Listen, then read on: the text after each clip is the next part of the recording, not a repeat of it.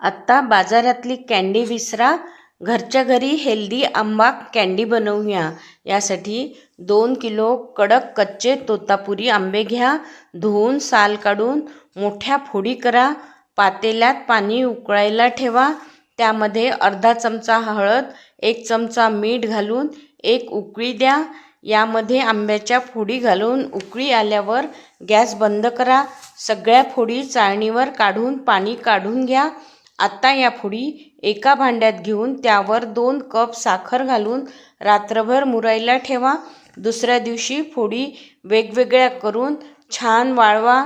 फॅनमध्ये सुकतात। वाळल्यानंतर पिठी साखरेत घोळवा। No preservative, no colour, वर्षभर टिकणारी कँडी तयार आहे। पूर्ण व्हिडिओ माझ्या चॅनलवर बघा। व्हिडिओ आवडला तर लाईक, शेअर अँड कमेंट करा। अशाच उन्हाळी रेसिपीसाठी माझा चॅनल नक्की बघा।